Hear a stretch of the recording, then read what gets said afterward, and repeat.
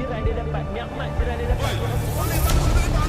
Jadi kita buat ibadah. Sudah tentu akhlak dia. Kita kat Mekah, hati kita bersih tu kan. mak bapak kita pada tempat yang sewajarnya.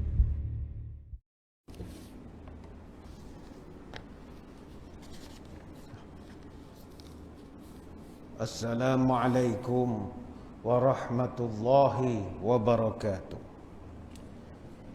Bismillahirrahmanirrahim. Alhamdulillah. Alhamdulillahi hamdan katsiran tayyiban mubarakan fihi kama yanbaghi li jalali wajhika wa li 'azimi sultanik. Allahumma salli ala Sayyidina Muhammadin abdika wa rasulika nabiyil ummi wa ala alihi wa sahbihi wa sallim. Na'udzu bi kalimatillahi tammati min syarri ma khalaq. Bismillahilladzi la yadurru ma'a ismihi syai'un fil ardi wa la fis sama' wa huwas sami'ul 'alim. Allahumma adfa'anna al-waba wal ghala والربا والزنا والمحن وسوء الفتن ما ظهر منها وما بطن عن بلدنا هذا خاصة وعن سائر البلاد المسلمين عامة يا رب العالمين. نويت التعلم والتعليم والتذكر والتذكير والنفع والانتفاع والإفادة والاستفادة والحث على التمسك بكتاب الله وسنة رسوله ودعاء إلى الهدى والدلالة على الخير ابتغاء وجه الله ومرضاته وقربه وثوابه لله تعالى. اللهم ردنا بقضائك وصبرنا على بلائك وأوزعنا شكر نعمائك. Ya Allah, jadikan kami redha menerima segala takdirmu, jadikan kami sabar dalam menerima segala ujianmu, dan bimbinglah kami untuk sentiasa syukur kepada nikmat-Mu. Terima kasih yang berusaha Al-Fadhil, Tuan Pengacara Majlis, yang saya hormati para pegawai, ahli-ahli jawatan kuasa Masjid Mahmudiyah Perisin 18, tuan-tuan guru, para alim ulama, para habaib, seterusnya yang diraikan juga para pelayar yang menonton siaran kita pada malam ni, tak kira di mana saja mereka mengikuti. Yang menonton dari utara, moga sejahtera. Yang menonton dari barat, moga dapat berkat. Yang menonton dari timur, moga terus makmur. Yang menonton dari selatan, moga dapat keampunan. Bersyukur saya kehadrat ilahi dapat sekali lagi menjejakkan kaki ke Masjid Mahmudiyah Perisin 18 ini. Kali terakhir saya menyampaikan syarahan di sini kira-kira 988 hari yang lalu, iaitu hari Jumaat 1 Mac tahun 2019. Maknanya dah 2 tahun 8 bulan 12 hari. Dan saya sangat yakin tuan-tuan dah tak ingat dah apa yang saya ceramahkan ketika itu. Dah 2 tahun, banyak makan ubat tak ingat dah. Kita cerita tajuk nikmat yang didustakan. Malam ini kita akan membicarakan satu tajuk, moga-moga dapat menjadi nasihat yang baik, khususnya kepada orang-orang muda, iaitu berkenaan mulut celupa. Ayam serama patah kaki, ayam sabung sejalak lenteng, mulut celupa kuat maki, kepala angin cepat melenting, ego sombong panas baran, mulut celupa cakap sebarang. Cantik dan bijak bukanlah ukuran, budi bahasalah yang dinilai orang. Cantik itu pandangan mata, budi bahasa dipandang orang. Kalau angkuh berkata-kata, kelak diri hidupkan seorang. Berhadapan dengan budaya baru masyarakat kita yang semakin tidak menjaga tata susila percakapan, menyebabkan kita rasa bimbang apa akan jadi pada generasi kita akan datang. Sedangkan orang tua kita dulu begitu teratur sekali percakapannya, walaupun nak memarahi tapi penuh dengan sindiran dan kata-kata kiasan. Berbanding dengan generasi sekarang, mungkin banyak sangat makan ubat dan sebagainya. Mulut mereka memang tak ada insurans betul. Kalau dia nak belasah, dia belasah saja. Percakapan lah. Kalau berdepan, belum tentu berani. Cakap belakang lah dalam keyboard warrior dan sebagainya lagi lah. Komen-komen depan tak berani dia. Tapi mulut celupar ini kita perlu nasihati. Dalam suasana pilihan raya di sebuah negeri, kita tengok macam mana keceluparan orang-orang yang nak tanding, yang nak menyokong dan sebagainya. Dan kita tidaklah campur, tapi kita kena tegur. Dalam budaya masyarakat, sampaikan pihak masjid surau pun tidak terkecuali menerima tempias mulut celupar ini. Terutama daripada saudara-saudara kita yang saya gelarkan mereka ni golongan ahli sunat wal jumaat. Saya panggil, bukan ahli sunnah wal jumaat, ahli sunat wal jumaat. Geng sembahyang Jumaat saja. Dia punya celupar luar biasa sekali. Marah ke masjid, bukan masjid sini, masjid tempat lain. Marah Tok Imam bengong, Tok Imam ni semua Freemason, dajjal, penakut, tak takut ke Tuhan, takut macam-macam dia punya bahasa. Bila masjid dihadkan aktiviti, marah, ni semua agenda itulah macam-macam lah. Bila masjid dah buka, dia tak nak datang, tak ada barakah. Mengapa pula tak ada berkat? Soh renggang macam tanam pokok getah, tak nak datang semayang pula dah. Katalah bulan depan boleh rapat. Tuan-tuan ingat ahli sunat wal jumaat ni nak datang? Tak juga, dia datang. Tapi dia kata tak ada berkat kita ni. Mengapa pula tak boleh bersalam? Sampai bila dia nak bagi alasan? Akhirnya tak akan datang juga. Sebab itu ini sekelumit contoh saja bagaimana keceluparan mulut ini sudah mula merata sehingga ke dalam rumah Allah sudah tidak dapat dikecualikan lagi. Maka ini menjadi kebimbangan kepada kita. Malam ini saya ingin bawakan, ada dalam Quran satu surah, yang surah ini sewajarnya menggetarkan hati setiap makhluk. Tatkala Allah tanpa selindung menyebutkan perkataan celaka kepada siapa?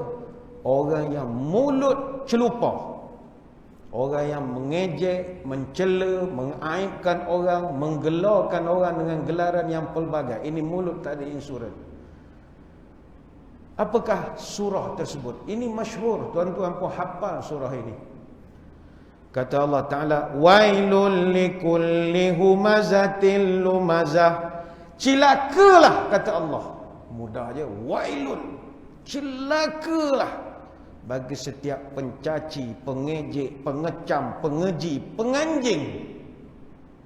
Wailul likulli humazatil lumazah. Allah mulakan ayat ini dengan perkataan wail. Apa makna wail? Perkataan wail disebut dalam Quran sebanyak 27 kali. Dan paling banyak penggunaan wail dalam surah Mursalat. Apa sebab? Balik saya bagi homework, tuan-tuan tengok boleh faham kenapa dalam surah Mursalat banyak perkataan wail.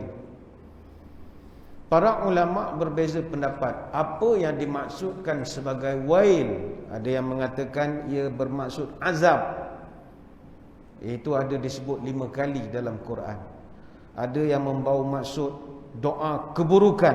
Itu ada disebut 4 kali dalam Quran. Wail juga boleh membawa maksud kesedihan. Dan itu disebut 3 kali dalam Quran. Dan wail juga dipahamkan oleh ramai daripada kalangan kita adalah sejenis salah satu daripada nama neraka.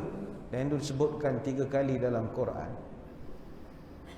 Tetapi umumnya kata ulama, wail ini semuanya perkara yang menjurus kepada keburukan dan keji. Dalam bahasa mudah, wail ini diterjemahkan sebagai cilaka. Mungkin kasar sebutan kita pada malam ini, terutama bagi tuan-tuan yang ada tata krama dalam berbahasa. Kasar ustaz sebut celaka. Itulah marahnya Allah Ta'ala. Cilakalah, kata Allah Ta'ala. Ataupun kalau dalam bahasa kampung, kurang hajar, masalah begitu. Wail, kurang hajar, kata Allah. Kepada siapa?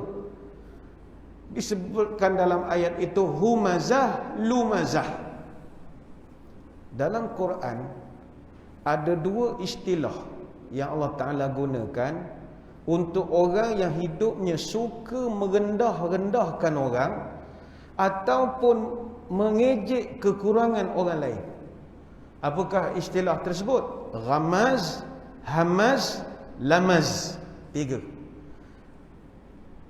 ni kita pecahkan kepada dua. Dalam tafsir Mafatihul Ghaib disebutkan, pertama ghamaz, yang kedua hamaz dan lamaz.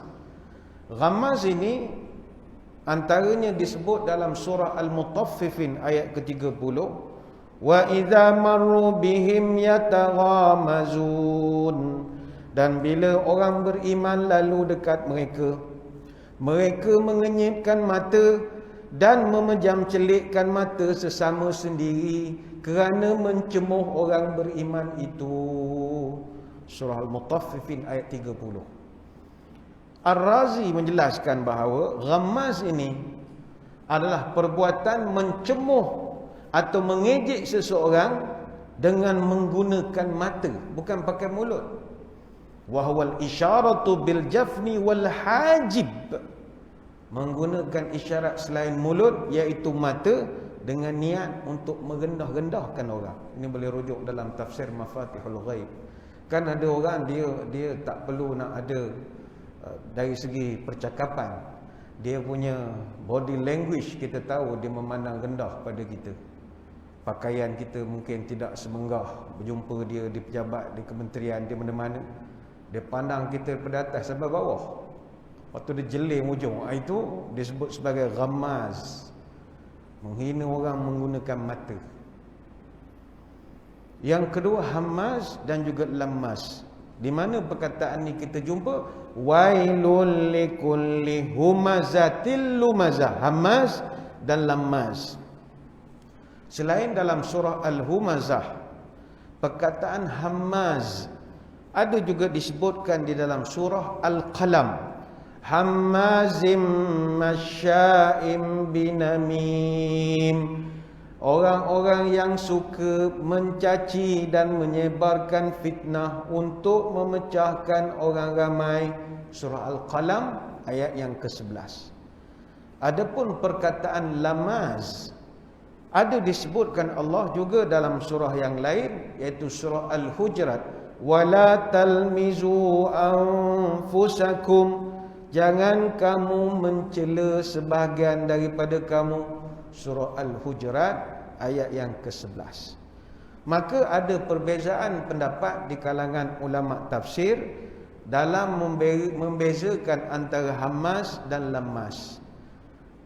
Antaranya kata Ibn Abbas, dia berpandangan humazah adalah orang yang suka mengata, lumazah orang yang mengaibkan orang. Ada juga pendapat mengatakan humazah kita hina orang menggunakan tangan, lumazah menghina orang menggunakan mulut kita.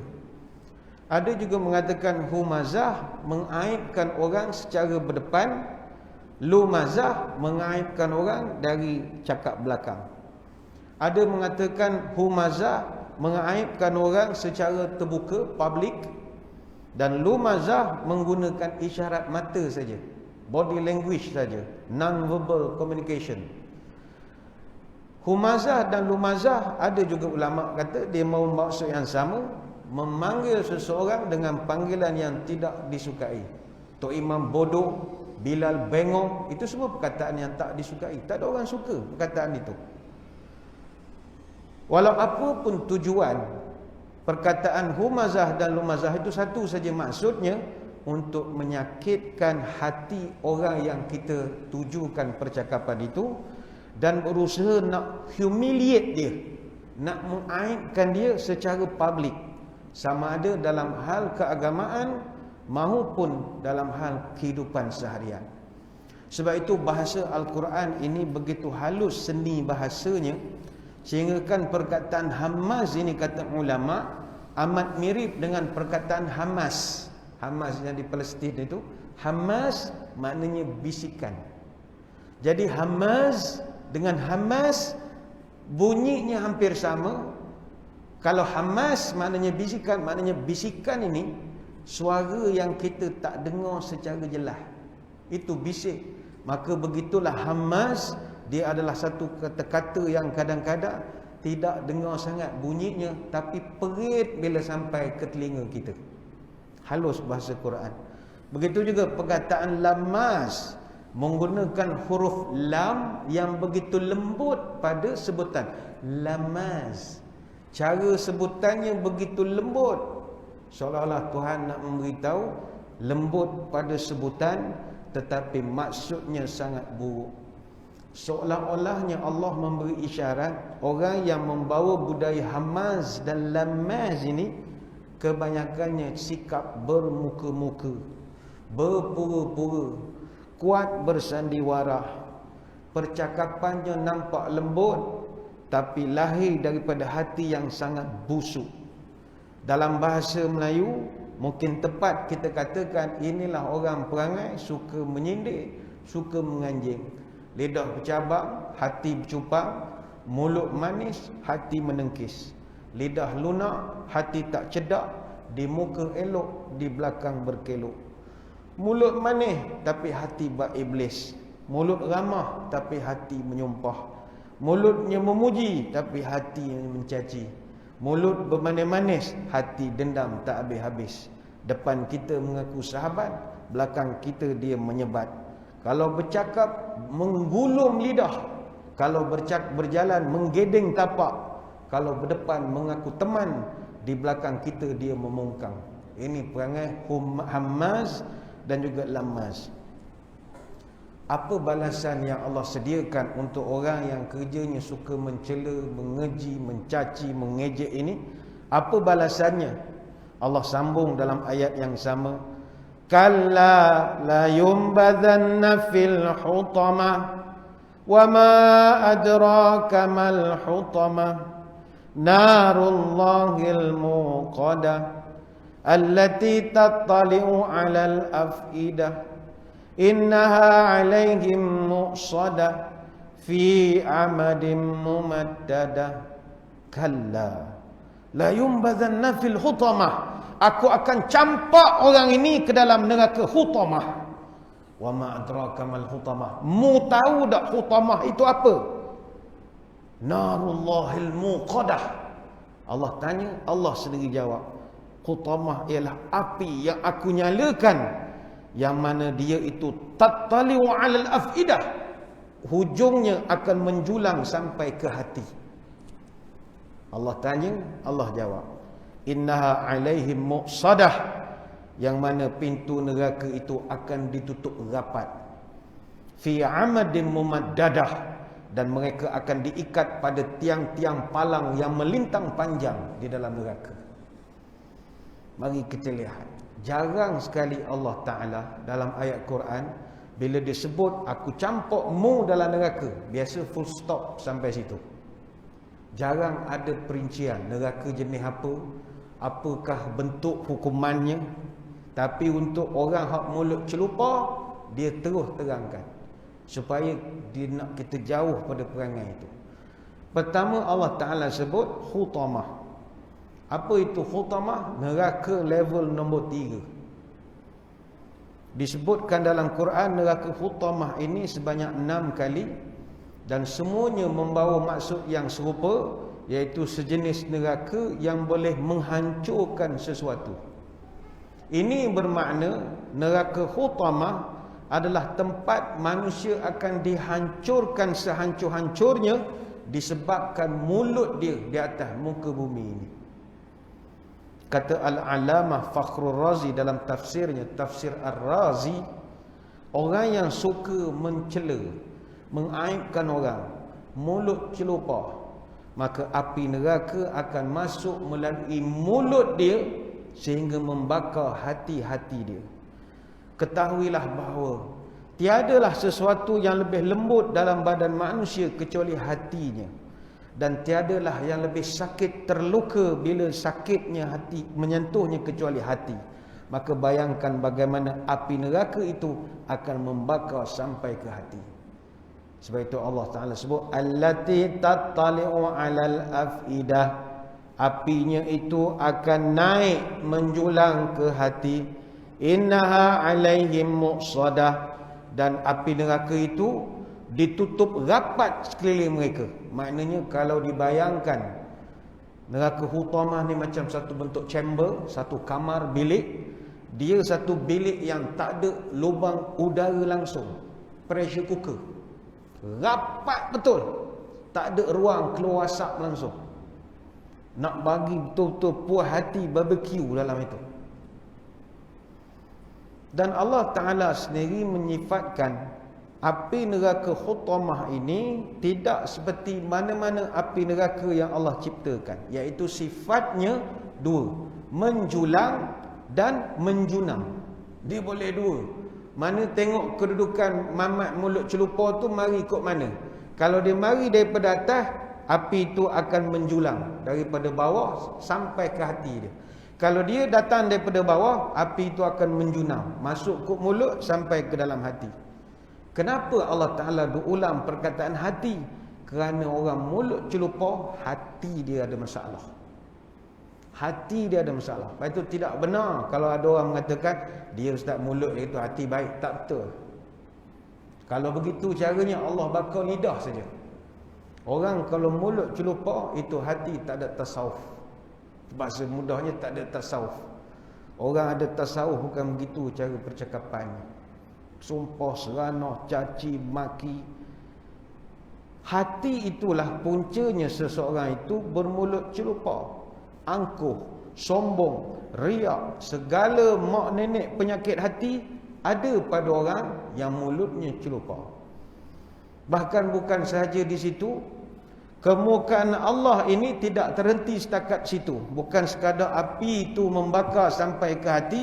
Mereka ini pula kata Allah Ta'ala, fi amadim mumaddadah. Mereka akan terikat pada batang-batang palang yang melintang panjang. Mereka akan dibakar hangus. Kata Imam Muqatil, pintu-pintu neraka ditutup rapat. Maka kumpulan ini akan duduklah dalam neraka Hutamah. Mereka diikat pula dengan pasak-pasak besi, tergantung. Pintunya tertutup rapat, hatta angin pun tidak dapat memasuki chamber neraka itu. Begitu berat sekali azab yang Allah janjikan kepada orang hak mulut tak ada insurans, mulut celupa. Maka marilah kita berdoa kepada Allah, moga Allah selamatkan kita daripada keburukan lidah kita, dan Allah selamatkan kita daripada keburukan lidah orang lain. Saya sebutkan di awal tadi, khusus malam ini kita berbicara nak memberi nasihat kepada khusus orang muda-muda. Sebab kita melihat orang muda-muda sekarang, cara percakapan mereka dengan orang yang lebih tua itu hampir tidak ada adab lagi.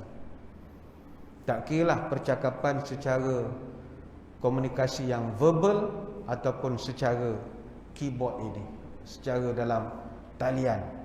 Komen-komen yang mereka berikan itu tidak sesuai. Sebab itu hari ini 40% daripada stres di social media adalah online harassment. Online harassment, memalukan orang secara berjemaah. Momen yang kita panggil micro moments become macro problems.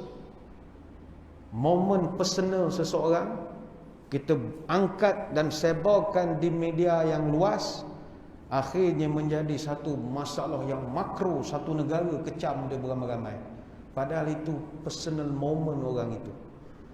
Contoh mungkin personal moment dia makan durian misalnya, dia dengan kawan dia 2-3 orang.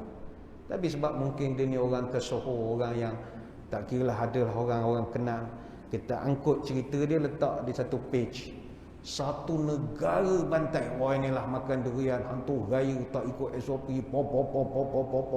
Kesalahan dia kecil saja. Micro moments become macro problems.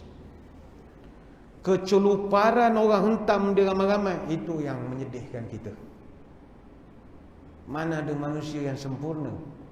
Tapi kalau kita tak ketengahkan aib dia, tak ada orang tahu. Wahai orang muda-muda sekalian, ambillah pelajaran. Kami dulu pernah juga muda. Kita semua pernah muda, young and stupid. Kita pernah muda. We've been there, done that. Kita pernah muda, kita pernah bodoh. Banyak perkara bodoh yang kita buat zaman muda. Zaman rock kapak ke, zaman pok ye ke. Kita ada zaman bodoh kita. Tetapi bodoh-bodoh kita pun kita tak celupa dengan orang tua. Wahai orang muda-muda, awak nak gangster, nak jahat, nak samseng, nak jadi apa, silakanlah. Tapi tolong hormat orang. Cara paling mudah hormat orang, jagalah percakapan. Sebab itu orang tua-tua dulu pesan, kalau bercakap, peliharalah lidah. Kalau berjalan, peliharalah kaki. Bila bercakap, rendahkan suara. Kalau bergaul, rendahkan hati. Kalau bermadah, lembutkan lidah. Kalau berjalan, haluskan langkah. Bercakap kalau tak beradab, melangkah pun nanti tidak semenggah. Terlanjur langkah di bawah surut, terlanjur lidah membawa maut. Sebab itu wahai orang muda-muda, bercakap dengan orang, jauhkan mengenang. Cakap dengan orang tua, banyakkan bertanya. Cakap dengan anak, berlunak-lunak. Bercakap dengan isteri, isi mengisi. Bercakap dengan suami, ingat mengingati. Bercakap dengan mertua, jaga berjaga. Bercakap dengan menantu, bertentu-tentu. Bercakap dengan sahabat, berhemat-hemat. Bercakap dengan kawan, segan menyegan. Bercakap dengan ulama, berumpama. Bercakap dengan alim, berlaku takzim. Bercakap dengan penghulu, jagalah malu. Cakap dengan mak, diagak-agak. Cakap dengan nenek, berbaik-baik. Cakap dengan datuk, berelok-elok. Bercakap dengan guru, elokkan kelaku. Bercakap dengan tetangga, maniskan muka. Dan panjang lagi lah nasihat orang tua-tua kita dulu. Nak bercakap dengan orang, ada laras bahasanya, ada caranya, ada rules of the game-nya. Jangan celupa. Sebabnya kerana lidah, aib terdedah. Kerana cakap, malu tersingkap. Sebab itu orang tua-tua karangkan satu kata-kata, kerana pulut santan binasa. Ada yang kata kerana pulut santan terasa, kerana mulut badan binasa. Ada yang kata kerana pulut santan binasa, kerana mulut badan merasa. Tak kira lah, janji kerana mulut, pulut itu habis, selesai masalah. Jangan kerana mulut. Ada orang muda-muda dia kata, takkan nak tegur kesalahan orang, tak boleh cakap, nak menegur orang tak boleh cakap keras sikit. Saudara-saudari sekalian, tegur menegur pun ada peraturan. Santun menegur menurut alur, santun menyapa bermanis muka. Adat menegur baik-baik. Syarak dan adat mesti ditilik. Menegur jangan semena-mena supaya tidak menjadi bencana. Menegur jangan sampai menista supaya tak jadi silang sengketa. Sebelum menyapa, tengok rupa. Sebelum menegur, tengok umur. Umur awak berapa? Ini bukan gila hormat, tidak. Saya pun tidaklah tua sangat. Ini mewakili orang-orang yang lebih berumur, yang sering bercerita apa nak jadi budak-budak muda kita sekarang ni. Mulut celupa. Saudara-saudari, nak sanggah orang pun kena ada cara.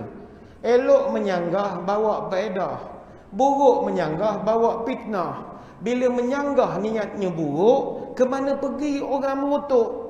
Kalau menyanggah mendabik dada, orang menyampah, manfaat takkan ada. Elok menyanggah, bawa manfaat. Buruk menyanggah, bawa mudarat. Bila menyanggah mencaci maki, ke mana pergi pun orang membenci. Bila menyanggah cara tak senonoh, alamat ujungnya kita bergaduh. Apa faedah? Maka mari kita jaga percakapan. Apatah lagi kita sebagai orang Islam, Muslim ni kata Nabi, salah satu kepantangan dia paling utama, mulut dia bukan mulut melaknat. Baik itu Nabi pernah menyebut dalam satu hadis, laisal mu'minu bit-ta'ani walal la'ani walal fahishi walal badhi. Orang yang beriman itu bukanlah orang yang at-ta'an, orang yang suka mencela. Dan juga bukan al-la'an, orang yang suka melaknat. Walal fahish, orang yang buruk perangai. Walal badhi, orang yang mencarut percakapan dia. Ini hadis riwayat Tirmizi dan Imam Ahmad. Maka kalau kita orang Islam, jagalah mulut, jagalah percakapan. Saya tertarik nak berkongsi hadis riwayat Tirmizi dan Ahmad ini bila Nabi sebut perkataan al-la'anin atau la'anun. Daripada perkataan la'anun terkenallah perkataan kita lanun. Sebab itu bila ada orang yang dia bangga dia lanun, ni kita nak menegur. Ni orang muda-muda juga ni. Dia kata lanun ni sebenarnya ustaz, istilah orang putih. Dia nak downgradekan pejuang-pejuang laksamana yang di laut ini. Mereka gelarkan ni sebagai lanun. No, lanun ni bukan bahasa Inggeris. Bahasa Inggeris panggil pirate. Lanun ni bahasa Arab. Datang mana perkataan lanun? Dulu saudagar tengah laut, semua orang Yaman, Hadramaut, orang Arab. Bila dia kena rompak tengah laut, dia laknatnya orang merompak ni. Dia kata la'anun, la'anun, cilaka, laknat. Jadi kalau orang-orang kampung dengar, oh sedap pula bunyi la'anun, panggil la'anun, la'anun, la'anun. Dia tak tahu la'anun tu orang kena laknat hari-hari. Jadi jangan tepuk dada, saya Lanun Putrajaya. Tak payahlah awak dilaknat di Putrajaya. Cari perkataan lain. Banyak lagi perkataan bahasa Melayu yang lebih mulia sebutannya. Adijaya ke Adiwira ke terpulanglah. Saudara-saudari sekalian, mungkin ada orang kata, ustaz, dia memang dia keturunan dia mulut begitu ustaz. Kalau ustaz pergi ke kampung dia, satu kampung mulut macam tu semua. Cakap apa semua memang maki, hambung, carut semua dalam kain seluar. Semua dia memang mulut dia orang kampung begitu. Ini tidak betul. Mulut celupa tak ada kena-mengena dengan budaya. Mulut celupa ini hati. Kalau hati ada tasawuf, takkan begitu cara percakapannya. Baik orang kalau ilmu rendah, tak ada tasawuf, buruk percakapan. Orang ilmu tinggi, tak ada tasawuf pun buruk percakapan. Penyakit hati. Saya nak kongsikan pada malam ini, kalau kita celupa, ada beberapa perkara yang Allah Ta'ala dan juga Rasul SAW peringatkan. Seolah-olah Tuhan nak mengatakan, engkau nak celupa, silakan, aku sediakan neraka untuk engkau. Tetapi ada beberapa perkara ini engkau diharamkan celupa. Ini tak boleh langsung. Jadi kepada golongan geng-geng celupa, kalau tetap nak meneruskan celupa juga, walaupun dah mendengar tajuk celupa pada malam ni, silakan. Tapi ada beberapa perkara ini, dia ada dia punya border dia sampai situ. Tak boleh cross. Ada beberapa perkara kita tak boleh laknat, kita tak boleh kutuk, tak boleh keluarkan percakapan yang tak elok. Ada beberapa benda. Apakah contoh-contohnya? Pertama ni kena ingat, jangan nak celupa mulut kepada Allah Ta'ala. Itu tak boleh. Mungkin ada hari kita tak tahan diuji oleh Allah. Ada orang musim-musim pandemik ini dia tak tahan, Allah uji dia teruk. Macam kita kata-kata duduk Putrajaya ni pejabat awam, tak ada masalah. Maknanya walaupun kena PUI, PUS, CC1, CC2, duduk 14 hari, 11 hari pakai gelang pink, gaji jalan, tak ada masalah. Naik pangkat pun ada. Ada orang boleh naik pangkat, dapat APC lagi, tak tahu apa sebab cemerlang, tak tahu dapat APC. Kita pun heran. Work from home pun APC juga. Ini contoh. Tapi orang yang kerja kais pagi makan pagi, kais petang makan petang, mengharapkan daripada dia, kalau tak dia parti gerakan, tak gerak tak makan. Kita duduk saja ni, duit jalan, tak ada masalah. Tak adalah kaya, tapi adalah duit. Lalu dia pun lama-lama dia tak tahan dengan ujian Allah. Sampai satu peringkat dia maki Allah Ta'ala. Ada? Ya Allah, kenapa? Why? Kenapalah time aku jadi gini? Saya ada 2 orang kawan. Dia dulu penjawat awam. Dia buat training, dia pandai buat training, dia orang jenis training jabatan kerajaan ni. Jadi dia rasa confident lah. Dah ada permintaan luar daripada organisasi dia untuk dia buat training. Dan training, dia ada rate training dia. Dan setiap jabatan kementerian agensi ni dia ada portion untuk training. Untuk, yalah sebab kita ada latihan setahun 7 hari dan bagai-bagai. Jadi dia rasa confident, market ada. Dia berhenti kerja-kerjaan. Dia berhenti Februari. 18 Mac PKP. Terduduk dia tuan-tuan. Terduduk. Training apa? Tak ada. Training online tak serupa. Tak serupa. Ada seorang lagi pun guru berhenti. Sebab masa tu dia selalu sangat minta cuti. Dia ni geng mutawif, bawa orang pergi umrah. Kita kerja-kerjaan cuti bukannya boleh. Kerap sangat luar-luar negara, kerap sangat ni. Jadi akhirnya dia berhenti. Dia buat travel sendiri, DIY punya apa semua. Pun terduduk juga. Dia orang cerita kalau tidak kerana ada iman, ada dalam hati tu ada takut ke Tuhan, mulut tu rasa nak terlepas sebenarnya. Apa salah saya ya Allah? Kenapa masa saya jadi begini? Ada orang pengetua sekolah mengeluh.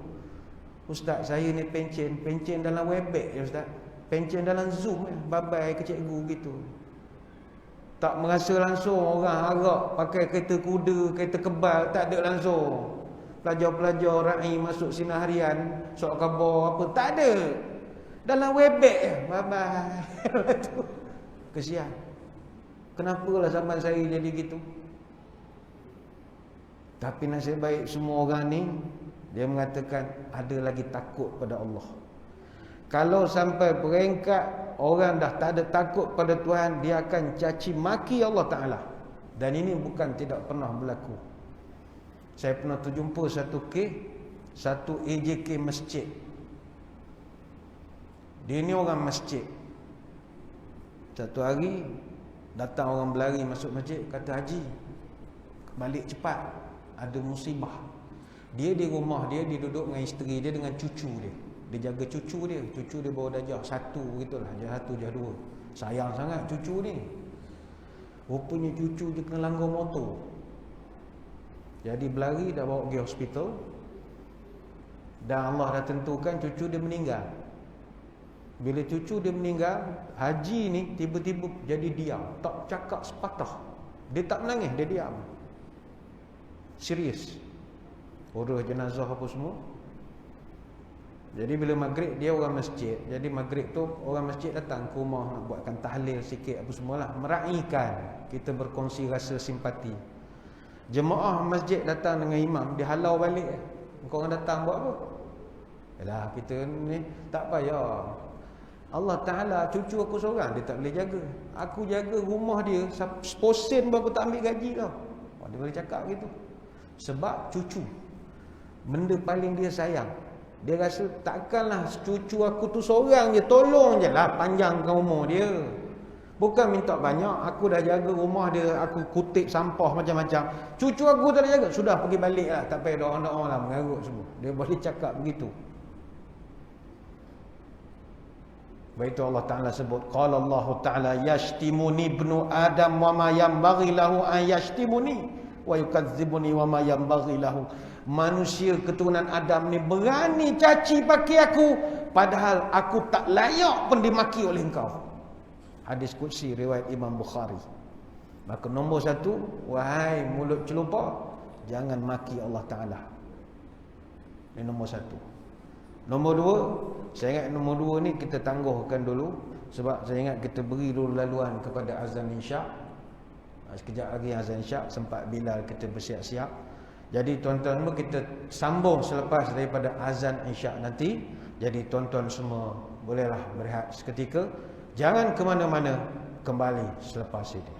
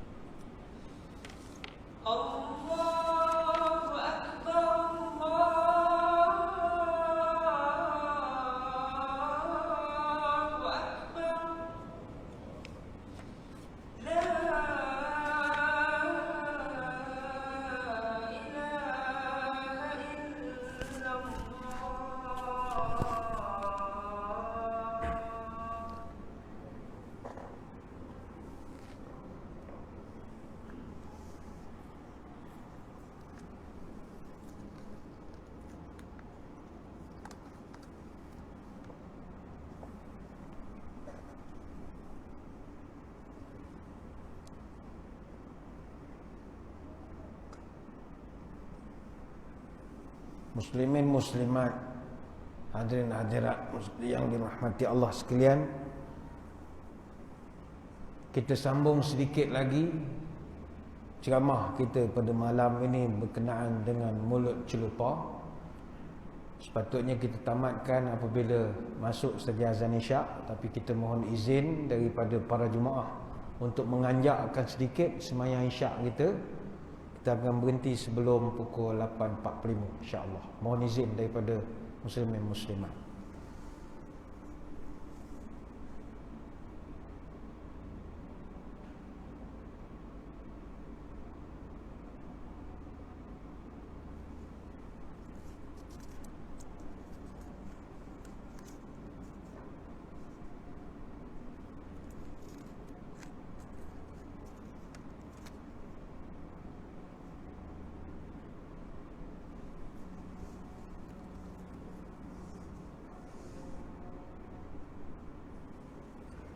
Tuan-tuan sekalian, kita membicarakan tentang mulut celupa. Bagaimana Allah Ta'ala memang murka sangat dengan orang yang tak jaga mulut ini. Sama ada kita selesa ataupun tidak dengan keterangan-keterangan yang disebutkan oleh Allah dalam Quran, tapi ianya adalah suatu pendidikan kepada kita. Jagalah mulut. Kalaupun kita tetap nak meneruskan budaya celupa, silakan. Tetapi ada beberapa perkara yang digariskan oleh para ulama. Engkau punya tahap keceluparan stop sampai sini saja. Jangan cross. Pertama sekali, jangan celupa dengan Allah Ta'ala. Jangan keluar sebarang perkataan-perkataan, ya Allah, kenapalah saya kena tahun ni, ya Allah. Kenapa saya pula kena uji dengan COVID ni, penyakit ni, tak daya dah, ya Allah. Kenapalah saya asyik kena jolok hidung saja, ya Allah. Tuan-tuan sini paling banyak berapa kali jolok hidung? Kalau tuan-tuan jolok hidung 10, 11, 15 kali sikit. Ada orang masjid 70 kali jolok hidung. 70. Dia dah ketagih dah jolok hidung. Jadi sedap pula dah. Dia kata, tak ada ke function lagi, ha? Sedap pula jolok hidung. Bayangkanlah. Sebab itu di saat kita bertanya kepada Tuhan, ya Allah, why me? Kenapa saya diuji? Why? Why me? Allah Ta'ala pun tanya balik kepada kita, why not? Besar aku tak boleh uji engkau. Besar sangat ke engkau sampai aku tak boleh uji? Aku pernah uji orang lebih besar pada engkau. Tak ada pun dia tanya, why me? Why me? Maka nombor satu, Allah. Jangan celupa dengan Allah. Yang kedua, kata ulama, jangan celupa dengan sembahan selain daripada Allah. Pun sama. Ini adab kita. Orang Islam ni adalah umat yang dididik tidak bergaduh dengan orang. Sebab itu Allah Ta'ala tidak membenarkan dan melarang kita ini caci maki agama orang. Tak boleh. Macam kita duduk dalam satu negara yang berbilang bangsa, bermacam-macam agama, lagilah kena jaga. Allah Ta'ala sebut dalam Quran, dalam surah Al-An'am ayat 108, وَلَا تَسُبُّوا الَّذِينَ يَدْعُونَ مِن دُونِ اللَّهِ فَيَسُبُّوا اللَّهَ عَدْوًا بِغَيْرِ عِلْمِ.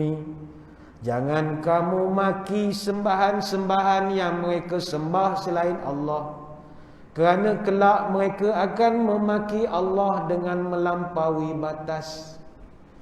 Macam kita lalu di kawasan Batu Caves misalnya, tengok tempat sembahan penganut-penganut agama lain.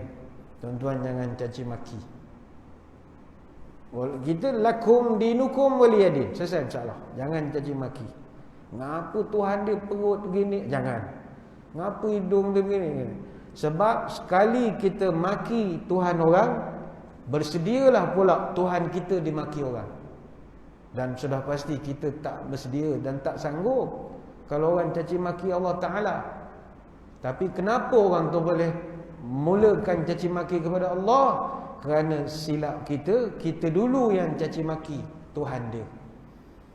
Dan itu kalau ada rakan-rakan kita yang non-Muslim menonton siaran kita pada malam ini, kami orang Islam, kami tidak diajar menghina sembahan saudara-saudari. Lakum dinukum waliyadin. Kalau ada yang berlaku keceluparan itu bukan ajaran daripada Nabi kami. Itu tak tahu ajaran daripada mana, tak tahu sekolah di mana orang itu. Yang betul-betul belajar Quran, kami tak dibenarkan. Bukan makna kami takut, tidak. Allah Ta'ala tak benarkan supaya orang itu tak balas pula kutukan pada Allah. Yang mana kalau engkau mendengar orang kutuk Allah, engkau pun tak boleh tahan, nanti akhirnya jadi bergaduh, berperang dan bagai-bagai lagi. Jadi yang kedua, keceluparan kita kena hadkan sampai di situ. Yang ketiga, para ulama mengatakan celupa ini tak boleh kita lakukan kepada orang Islam. Orang Islam. Sibabul muslim fusuqun wa qitaluhu kufrun. Mencaci maki sesama orang Islam itu adalah orang fasik. Wa qitaluhu kufrun, dan berperang dengan orang Islam adalah kekufuran, kata Nabi. Hadis riwayat Imam Bukhari. Jadi kita dengan orang Islam tak dibenarkan caci maki. Masalah orang politik kita payah nak berujah, sebab yalah kadang-kadang payah juga bila parlimen ke sidang DUN ke dibuatkan secara langsung, orang menengok geng-geng ni caci maki. Betul, dalam tu dia peduli apa? Macam-macam perkataan, tarik balik bodoh, tarik balik. Orang pun dengar budak-budak sekolah buat rombongan pun pening. Macam ni caranya. Tapi payah. Sebenarnya tak dibenarkan kita caci maki sama orang Islam. Yang keempat, kita tak dibenarkan caci maki penyakit. Jangan celupa dengan penyakit. Terutamanya dalam hadis disebutkan demam. Penyakit demam jangan dicaci maki. Kata Jabir bin Abdullah radhiyallahu an, Nabi pernah berpesan, la tasubbil humma fa innaha tuzhibu khataya bani adam kama yuzhibul kiru khabathal hadidi. Jangan kamu caci maki penyakit demam, kerana demam itu menghilangkan dosa anak-anak Adam sebagaimana kotoran besi dikikis dan dihilangkan oleh nyalaan api. Hadis riwayat Imam Muslim. Jadi kalau ada di kalangan kita, na'udzubillah, ditakdirkan kena apa-apa juga penyakit dalam suasana pandemik ini, jangan caci maki. Bukan demam sajalah, apa juga penyakit. Batu karang misalnya, ada orang dia kena batu karang, nak pergi hospital tak berapa berani dengan jarum, telan lah macam-macam, lobok putih lah, aloe vera, berbotol-botol dia telan. Kena dia attack kat pinggang tu, aduh, mulut terkeluar, celaka betul, sakit. Jangan dicelaka-celakakan penyakit ini. Tak dibenarkan. Penyakit jangan celaka. Sakit gigi, oh celaka punya gigi sakit. Jangan kecelaka-celakakan. Itu agama tak benar. Kena ada had di situ. Penyakit ni terima. Demam panas sangat, aduh haram jadah betul panas. Jangan, apa mulut macam ni demam pun diharam jadahkan. Tak boleh. Tuan-tuan, Nabi SAW, dia kalau demam, sakit, semua sakit dia double. Tapi tak pernah mulut dia keluar perkataan-perkataan sumpah seranah kepada penyakit. Pernah Abdullah bin Mas'ud cerita radhiyallahu an, dia datang ziarah Nabi, sehari itu Nabi demam. Dia pun pegang Nabi, ya Rasulullah, innaka latu'aku waq'an syadida. Ya Rasulullah, ini panas ni macam air yang dijerang atas dapur ni, panas. Panas betul ya Rasulullah. Kata Nabi, ajal, inni u'aku kama yu'aku rajulani minkum. Saya kalau demam panas, saya punya demam 2 kali ganda daripada kamu. Mana kalau kamu demam 40 darjah Celsius, saya 80. Bayangkanlah. Maka kata Ibn Mas'ud, zalika annalaka ajraini. Agaknya 2 kali ganda panas ni sebab nak dapat 2 kali ganda pahala tak ya Rasulullah? Kata Nabi, zalika kazalika. Lah weh, memang itulah pun. Saya kena double sebab markahnya pun double juga. Hadis Bukhari Muslim. Maka apa yang kita sakit ini, Nabi double. Tapi itu tak pernah keluar sumpah seranah haram jadah ke apa, tak pernah keluar. Maka sabar. Sabar itu subur. Enggak sabar masuk kubur. Sabar. Maka ubat sabar. Itu yang keempat. Yang kelima, kita tak dibenarkan celupa mulut kita kepada siapa. Ini peringatan mustahab. Yang kelima, kata ulama, kepada isteri. Tak boleh kita sebagai suami mulut celupa kepada mereka. Caci, maki, sumpah seranah, ungkit segala kekayaan, kemewahan, duit kita beri, tak dibenarkan kita mengungkit. Mulut dengan isteri ni diam je. Kata Muawiyah bin Haidah radhiyallahu anhu, Nabi pernah berpesan, isteri ni kata Nabi, antut'imaha idza ta'imta wa taksuha idza iktasaita au taksabta wa la tadrib alwajh wa la tuqabbih wa la tahjur illa fil bait. Kata Nabi, isteri ni kamu kena beri dia makan apa yang kau makan, berikan dia pakaian apa yang kamu pakai, dan jangan kamu caci maki isteri, kata Nabi. Dan kalau kamu jangan kamu memukul pada wajahnya. Mana nak pukul boleh, jangan pukul muka. Bukan tak boleh pukul isteri, boleh. Bukanlah suruh pukul, dah. Kalau tanya boleh pukul, boleh pukul. Tapi bukan pada mukanya. Dan jangan kamu berpisah tempat tidur kecuali kamu semua berada dalam rumah. Mana tuan-tuan marah sangat pada isteri misalnya, nak pulaukan dia, boleh pulaukan serumah saja. Mana dia tidur di bilik, kita tidur depan TV misalnya. Jangan kita tinggalkan dia pula. Dia bergaduh, suami tinggalkan isteri di rumah, tak boleh. Duduk kat check-in hotel mana-mana, tak. Hanya boleh dibenar illa fil bait, dalam setempat saja. Tapi salah satu yang Nabi sebut, jangan kamu caci maki isteri kamu. Hadis riwayat Abu Dawud. Itu yang kelima. Yang keenam, ulama mengatakan yang kita tak dibenarkan celupa mulut kita ini, maki, hamun dan sebagainya, kepada apa? Yang keenam, angin tak dibenarkan. Macam tuan-tuan duduk dalam Masjid Mahmudiyah ini, mungkin ada yang tak tahan sejuk, haram jadah pula sejuk. Jangan diharam-haram jadahkan kepada angin. Hamjadah, kipas tak pusing, panas pula angin. Jangan hamjadahkan. Angin semua tak boleh. Tuan-tuan try maki angin, dia masuk dalam badan, satu badan angin padat muka. Jangan maki angin, dia power. Angin don't play. Kata Ubay bin Ka'ab radhiyallahu anhu, Nabi pernah memberikan nasihat, la tasubbur riha fa idza ra'aitum ma takrahuna faqulu. Jangan kamu caci angin. Tak kira angin tu panas ke, angin sejuk ke, angin kuat ke sampai terangkat kain plekat nampak peha. Hantu raya betul angin. Dia marah ke angin sebab kain dia terselok nampak kepala lutut. Jangan kamu caci maki angin. Kalau kamu melihat sesuatu yang kamu tak suka, maka bacalah doa ini, kata Nabi.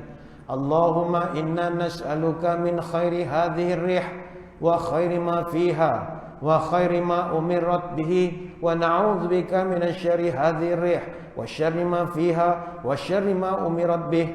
Ya Allah, aku mohon padamu kebaikan daripada angin yang sedang bertiup ini, dan kebaikan apa yang ada di dalamnya, dan kebaikan apa hikmah engkau perintahkan dia datang kepada aku. Dan aku berlindung padamu ya Allah dari sebarang keburukan angin ini, keburukan apa yang terkandung di dalamnya, dan keburukan apa sebab hikmah engkau menghantarnya kepada kami. Ini hadis riwayat Imam Tirmizi.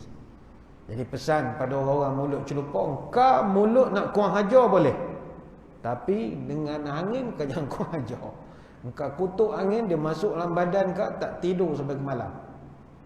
Angin kena kat dada, rasa nak meninggal rasanya. Sudahlah, berpusing ni. Maki lagi angin. Itu yang ke-6. Yang ke-7, kata ulama, jangan celupa mulut kepada siapa? Pada setan. Tuan-tuan, setan memang musuh kita yang nyata. Tapi Nabi tak ajar kita sumpah setan. Tak ajar kita celupa pada setan. Jangan kata Nabi, la tasubbu syaitan wa ta'awwazu min syarrihi. Jangan kau caci maki setan, tetapi yang perlu kau buat, minta berlindunglah kepada Allah daripada kejahatan dia. Bukan suruh maki dia. Haram jadah punya setan.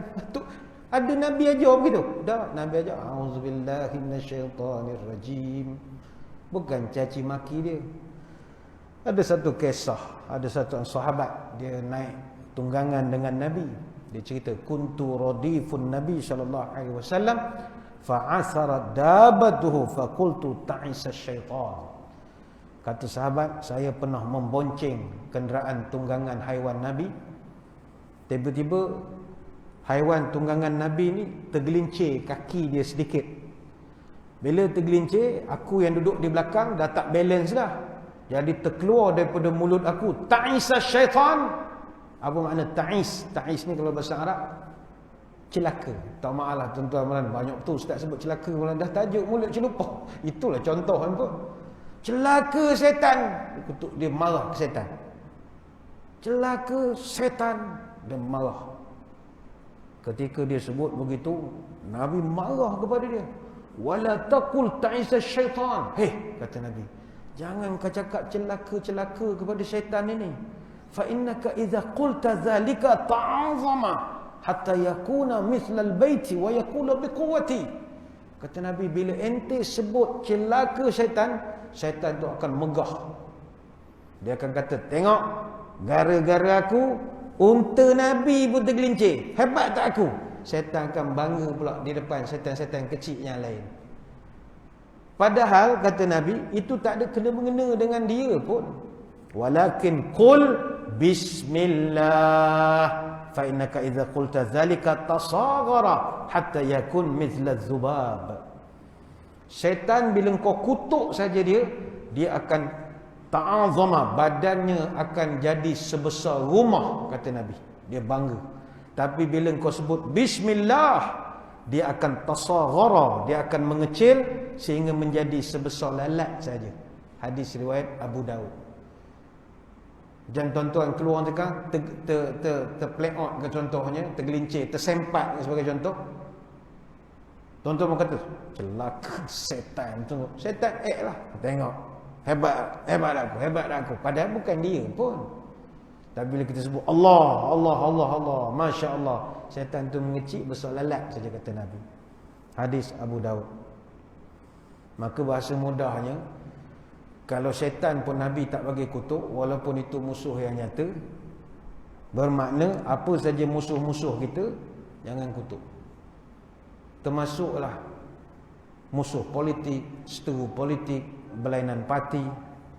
Termasuklah ni pendapat saya sajalah.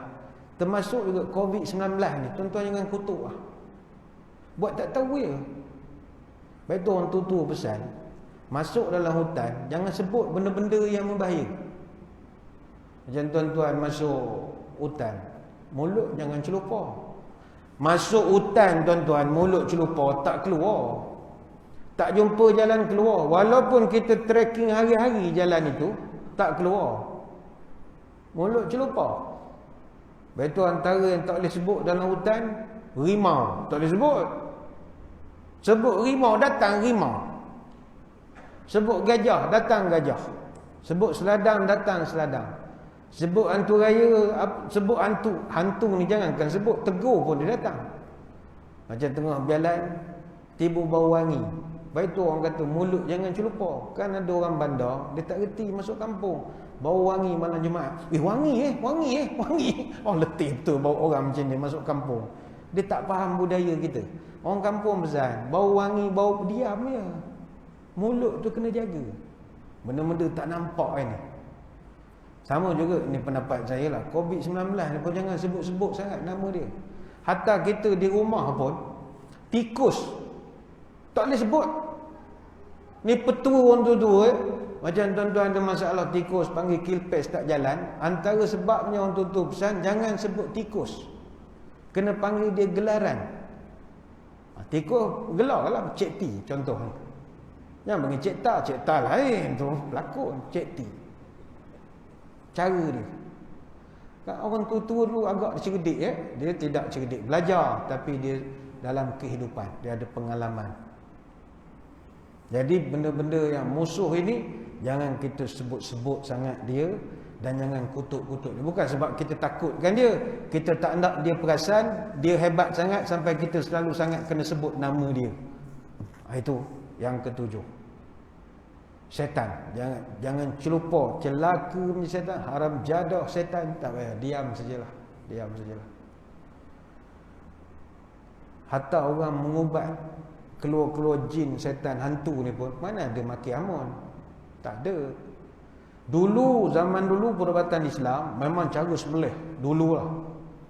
Kalau bawa keluar jin tu, keluar kau sekarang, aku sembelih kau. Bismillahirrahmanirrahim. Jerit mana tu? Sekarang mana ada? Sekarang ni rahmatan lil alamin, keluarga Malaysia apa semua pujuk je. Dah keluarlah.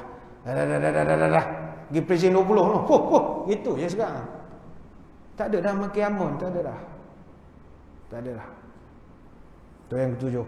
Yang ke-8. Apakah yang kita tak boleh celupar kepada benda ini? Sejenis binatang. Ni tak boleh celupar kepada dia. Apakah dia? Ayam. Bunyi macam kelakar ya. Tak boleh maki ayam, tak boleh. Ayam KFC pun sama. Kenny Rogers ke, Texas Chicken ke, semua. Jangan kutuk ayam. Tuan-tuan balik sekarang ada sediakan take away. Kalau buka, cheese ayam. Jangan, tak boleh, tak dibenarkan. Ayam je. Ada pula je belakang je. Jangan. Dia kalau masjid dia ingat semua nak bagi kambing enggak. Ada satu hadis kata Zaid bin Khalid radhiyallahu anhu, Nabi berpesan, la tasubbud dika fa innahu yuqizu lis-salati. Jangan kamu caci maki ayam. Apa sebab? Innahu yuqizu lis-salati. Kerana kerja ayam itu adalah membangunkan orang untuk sembahyang, kata Nabi. Hadis riwayat Abu Daud. Jadi ayam jangan kita hina. Ayam berkokok jangan kita lempar dengan selipar. Itu cara kampung kita, tak sepatutlah begitu. Ayam tak boleh kita hina dia. Sekarang ni saya tengok orang kita, kalau ayam ni dia tak berapa pandang sangat, sebab bagi dia ayam ni macam tak berapa sunnah bagi dia. Dia kalau kambing dia muliakan, kalau ayam tu tak berapa sangat. Kalau pergi kenduri, orang bagi ayam, cebik, ABB, tak apa pendak.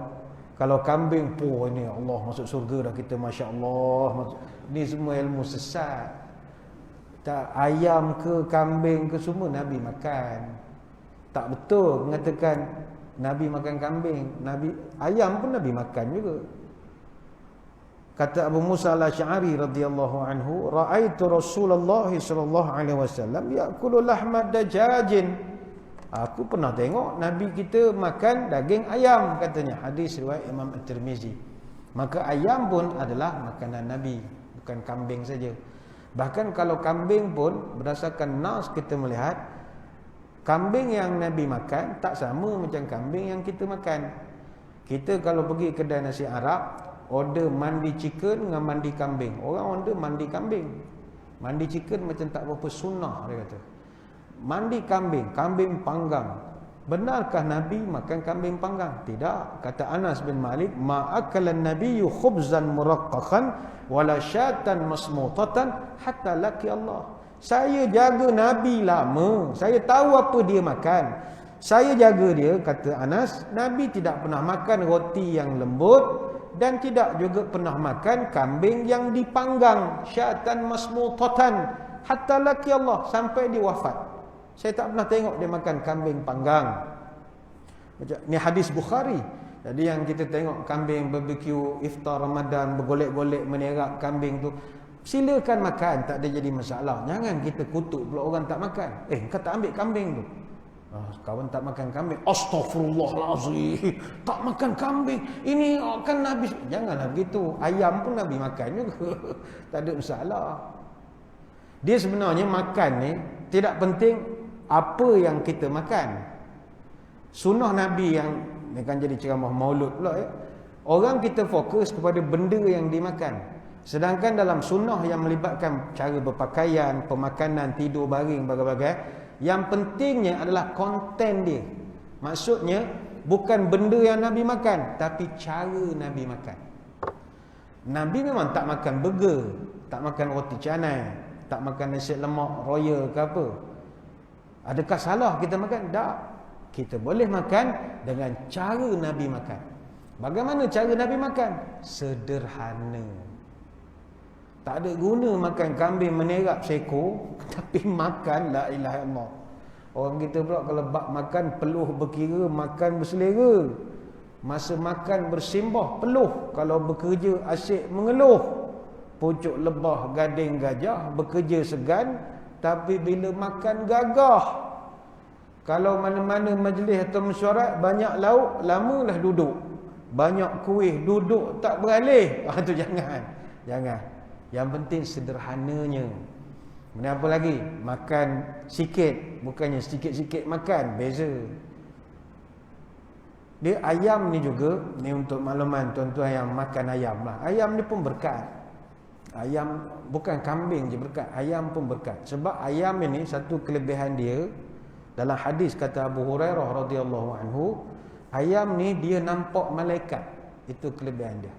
Idza sami'tum siyahud dikata fas'alullah min fadlihi fa innaha ra'at malakan.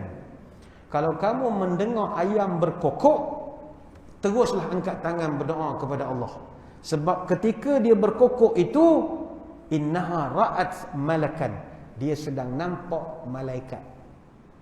Jadi antara waktu yang makbul berdoa bila malaikat ada.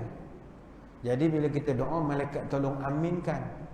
Macam mana nak tahu? Indikator nak tahu malaikat dah ada, ayam berkokok. Pergi duduk di Putrajaya, tak ada lah dengar ayam lah. Tak ada lah ayam di sini. Ini kalau balik kampung lah, oh, jangan pekor dengan selipar pula, dia tengah nampak malaikat. Doa ya Allah gini.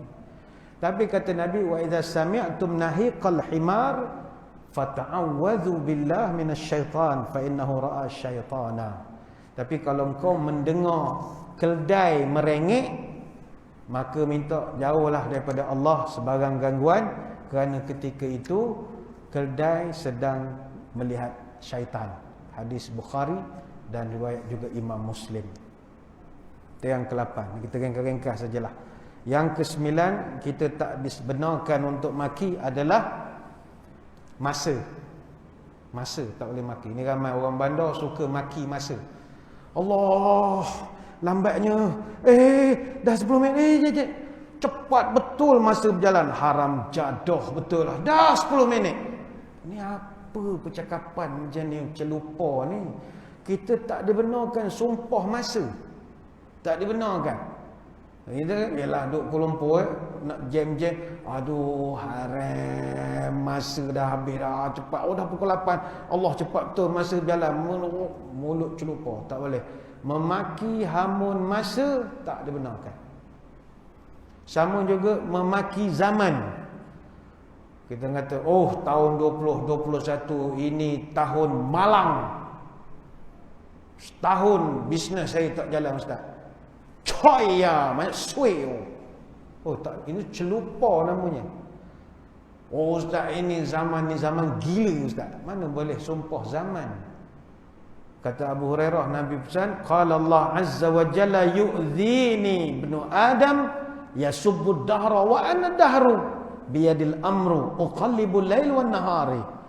Allah Taala beritahu dalam hadis qudsi, anak cucu Adam telah sakitkan hati aku sebab dia caci zaman, caci masa, caci waktu, padahal akulah pencipta waktu, akulah pencipta zaman.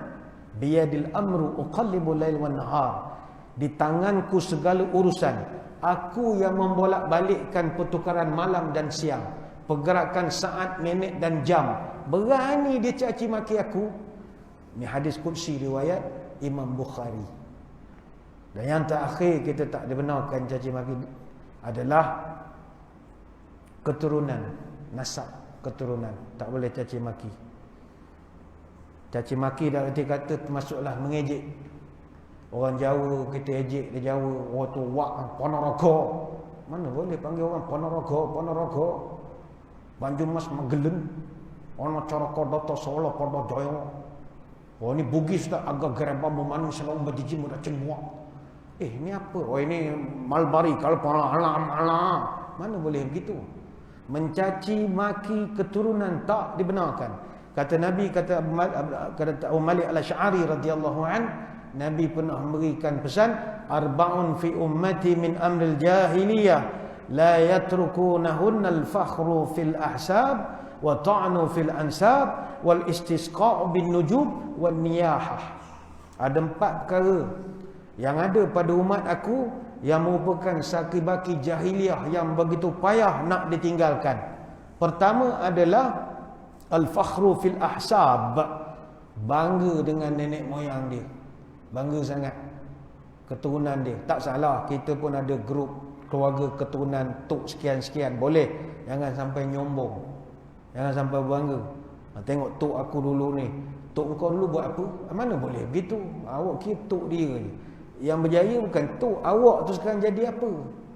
Bukannya glory of the pastnya itu. Dia bangga dengan keturunannya. Wa ta'nu fil ansab. Yang kedua kata Nabi, perangai jahiliah yang ada dalam umat aku, mencela keturunan orang. Aku keturunan aku dulu dengan Sultan Melaka begini-begini tau. Entah-entah keturunan kau, moyang kau zaman Melaka lu pikul tandu. Mana boleh hina keturunan orang? Tak boleh. Wal istisqa' bin nujum, minta hujan dengan melihat peredaran di langit. Kan masih ada Saya ingat lagi ada function yang kita nak buat. Kalau program peringkat negeri ataupun persekutuan, akan ada ni zaman-zaman 2020 BC lah, before COVID ni cerita lah. Kita nak buat function, ada nak buat carnival ke apa, akan ada satu orang dia offer untuk tahan hujan. Ada, dia minta deposit 5,000. Kalau hujan pulang balik, kalau tak hujan burn lah. Tapi dia punya ritual pelik-pelik lah, campur spender lah, macam-macam. Kita jadi dia betul ke tidak? Tapi wallahualam memang tak hujan tu. Rasa macam syirik pula cakapan kita, tapi begitulah. Ini kata ni perangai jahiliah, masih lagi meminta dan menahan hujan dengan kepada benda-benda di langit. Dan yang keempat, wan niyahah, merintih, meratap. Maknanya bila meninggal dunia dan sebagainya, menangis tergesak-gesak. Ini hadis riwayat Imam Muslim. Maka marilah muslimin muslimat pada penghujung pertemuan ini Jagalah mulut kita dari sebarang pertuturan yang boleh dikategorikan sebagai celupah. Kalau kita nak juga cakap celupah, silakan. Tapi 10 perkara yang kita nyatakan tadi, tolong buatkan borderline-nya di situ. Jangan cross. Yang lain-lain bukan nak celupah lah. Kalau kena penampar, kita tak campur. Tapi yang 10 ini, you kena jaga elok-elok. Banyak nak terangkan tapi masa kita pun dah sedikit lewat. Sekali lagi saya mengucapkan ribuan terima kasih khususnya kepada rakan-rakan daripada Masjid Mahmudiyah Presiden 18 ini yang sudi memberi peluang untuk menyampaikan ceramah, dan kepada rakan-rakan daripada geng Surau Putrajaya yang sudi bersama dengan kita daripada awal tadi, dan sudah pastinya kepada seluruh jemaah muslimin muslimat yang sudi bersama daripada maghrib sampai waktu ini, dan juga kepada penonton-penonton kita di luar sana. Terima kasih atas perhatian. Mohon maaf sebarang kekurangan. Mudah-mudahan kita bertemu pada lain-lain kesempatan. Sebelum berpisah, marilah kita menadah tangan berdoa kepada Allah. Moga Allah mempermudahkan urusan kita, mengangkat wabak ini, sebab kita lihat perkembangan terkini ada beberapa kes yang agak meningkat. Kita mohon supaya dipermudahkanlah segala urusan kita. A'udzubillahi minasyaitonirrajim. Bismillahirrahmanirrahim. Allahumma arzuq baladana Putrajaya khasatan wa saira biladil muslimina amatan as-sakha wan nama war rakha wa hafadha bihifzika min kulli makruh ya rabbal alamin.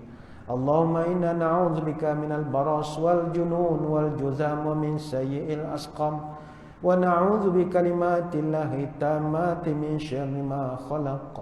Ya kafi ya syafi ya wafi ya hamid ya majid, idfa' anna kulla ta'bin syadid واكفنا من الحد والحديد والمرض الشديد واكشف عنا من البلاء ما لا يكشف غيرك.